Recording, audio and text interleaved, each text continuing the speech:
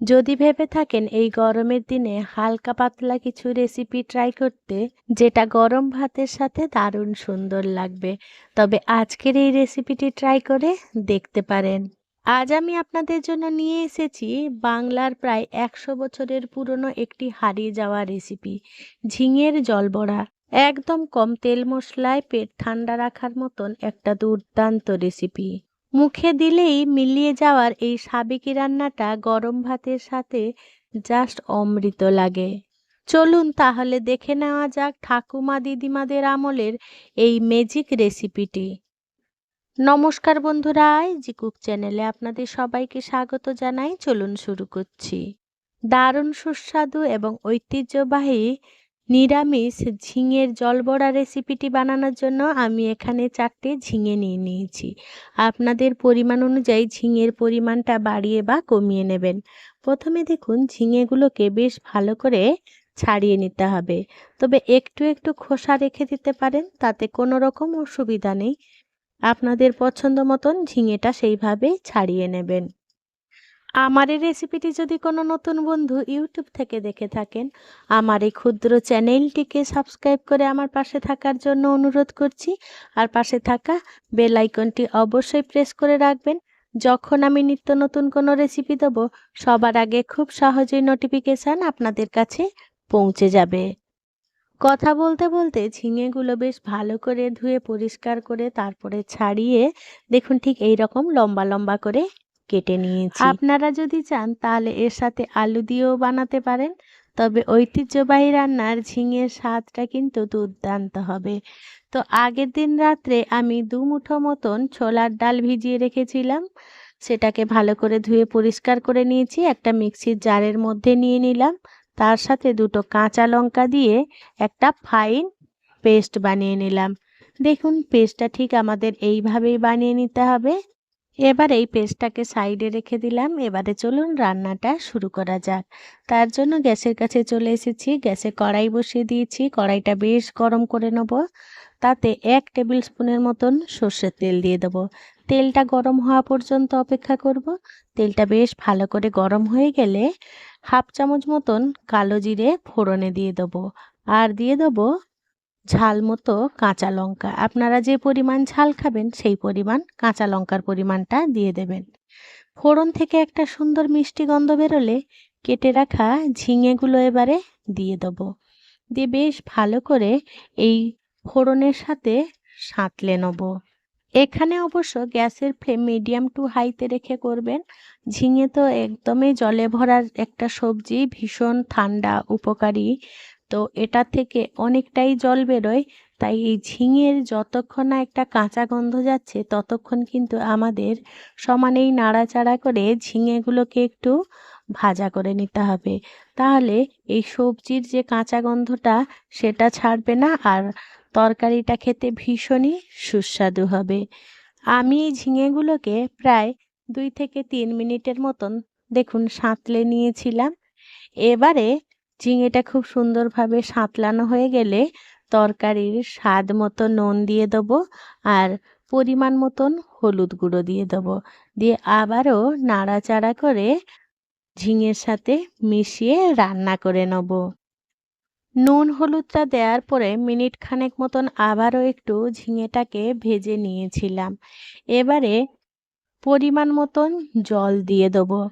এখানে অবশ্য জলের পরিমাণটা একটু বেশি দিতে হবে, কারণ যেহেতু আমরা বড়াটা ভেজে দেবো না, তাই এই কাঁচা বড়া এই জলের মধ্যেই সেদ্ধ হবে। ঢাকা চাপা দিয়ে দিলাম, ঝোলটা ফুটতে থাকুক। এদিকে দেখুন বেটে রেখেছিলাম যে ছোলার ডালটা একটা বাটিতে নিয়ে নিয়েছি। তাতে স্বাদ মতো নুন দিয়ে দিলাম, পরিমাণ মতন হলুদ গুঁড়ো দিয়ে দিলাম, আর সামান্য একটু চিনি দিয়ে দিলাম। দিয়ে বেশ ভালো করে এই আমাদের ডাল বাটাটাকে ফেটিয়ে নিতে হবে। খুব ভালো করে ফেটাবেন, কিন্তু যত ভালো ফেটাবেন ততই কিন্তু বড়াগুলো খেতে সুস্বাদু হবে আর নরম তুলতুলে হবে। এই জলবড়া বানানোর জন্য এটা একটা কিন্তু সিক্রেট টিপস। অনেকেই ডালটা বেটে দিয়ে দেন, তবে বড়াগুলো না ভীষণ শক্ত হয়। আপনি যদি একটু ফেটিয়ে নেন তাহলে বড়াগুলো কিন্তু খুবই নরম হয়, মুখে দিলেই মিলিয়ে যাবে। আমি প্রায় ১ থেকে ২ মিনিটের মতন বেশ ভালো করে ডালটাকে ফেটিয়ে নিয়েছিলাম। ডালটা খুব সুন্দরভাবে ফেটানো হয়ে গেলে এবারে দেখুন হাতের মধ্যে এইরকম নিয়ে নেব। আর এদিকে ঝোলটা বেশ টগবগ করে ফুটে উঠেছে। এবারে ডাল বাটাটা ঠিক হাতের মধ্যে নিয়ে নিতে হবে এইভাবে। এবারে বড়ির আকারে করে আমাদের এইভাবে এই ঝোলের উপরে ছেড়ে দিতে হবে। এই বড়াগুলোর সাইজ খুব বেশি বড় না করাই ভালো। এইরকম মিডিয়াম সাইজের দেবেন, তাতে ভেতরটা যেমন সুন্দরভাবে সুসেদ্ধ হবে আর এই ডাল বাটাগুলো যখন ঝোলের সাথে সেদ্ধ হবে তখন কিন্তু আরও একটু ফুলে যাবে। তাই যখন ছাড়বেন অবশ্যই গ্যাসের ফ্লেম একটু লোতে করে দেবেন যাতে গরম ভাবটা হাতে না লাগে। আপনারা চাইলে চামচ দিয়েও এইভাবে শেপ দিয়ে ছেড়ে নিতে পারেন। ঝিঙের এই জলবড়াগুলো অর্থাৎ এই যে ডালটা আমরা ব্যবহার করছি, আপনাদের পছন্দ বা হাতের কাছে যে ডাল থাকবে সেই ডাল দিয়েই বানিয়ে ফেলতে পারেন। তবে ছোলার ডাল দিয়ে বানালে বেশ সুস্বাদু হয় খেতে। সমস্ত ডাল বাটাগুলো দেখুন আমি বড়ার আকারে দিয়ে দিয়েছি। এবারে গ্যাসের ফ্লেম লো টু মিডিয়াম আঁচে রেখে ঢাকা চাপা দিয়ে রান্না করতে দেবো। এদিকে এটা সেদ্ধ হতে থাক আর অন্যদিকে চলুন আরেকটা মশলা বানিয়ে নিই। তার জন্য মিক্সির জার নিয়ে নিয়েছি। ১ চামচ মতন সাদা সর্ষে দিয়ে দিলাম আর ১ চামচ মতন পোস্ত দিয়ে দিলাম। এইগুলোর একটা ফাইন পেস্ট বানিয়ে নেব। প্রথমে এইরকম শুকনো অবস্থায় ঘুরিয়ে নেব, তারপরে অল্প অল্প জল দিয়ে একদম মিহি পেস্ট করে নেব। আপনারা চাইলে এই বাটনাটা শিলপাটাতেও বেটে নিতে পারেন। মশলাটা রেডি হয়ে গেছে, অন্যদিকে চলুন বড়াটা কত দূর হলো দেখি। দেখুন বেশ সুন্দরভাবে সেদ্ধ হয়ে গেছে আর দেখুন কতটা ফুলে গেছে। এবারে একটু নাড়াচাড়া করে নেব। এই বড়াগুলো কিন্তু একেবারেই ভাঙবে না। তবে যখন নাড়বেন দেখবেন বড়াগুলো সেদ্ধ হওয়ার পরে কিন্তু নাড়াচাড়া করবেন, নয়তো ঘেঁটে যাবে। এবারে বেটে রাখা সর্ষে আর পোস্তটা দিয়ে দিলাম। আর যেহেতু নিরামিষ তরকারি তাই টেস্টের ব্যালেন্সের জন্য ১ চামচ মতন চিনি দিয়ে দিলাম। দিয়ে বেশ ভালো করে নাড়াচাড়া করে মিশিয়ে নেব। আর মিক্সির জারটা ধুয়ে সামান্য একটু জল দিয়ে দেবো। দিয়ে বেশ ভালো করে আবারও নাড়াচাড়া করে মিশিয়ে নেব আর রান্না করে নেব। বন্ধুরা ঝিঙে দিয়ে তো অনেক রেসিপি বানিয়েছেন, তবে এই রেসিপিটি একবার ট্রাই করে দেখবেন। গরম ভাতের সাথে অসাধারণ লাগে খেতে, ছোট বড় কিন্তু সবাই পছন্দ করবে। কথা বলতে বলতে দেখুন রান্নাটা প্রায় হয়ে এসেছে। এবারে উপর থেকে একটা কাঁচা লঙ্কা দিয়ে দিলাম আর ১ টেবিল স্পুনের মতন কাঁচা সর্ষের তেল দিয়ে দিলাম। দিয়ে বেশ ভালো করে নাড়াচাড়া করে আবারও মিশিয়ে নেব।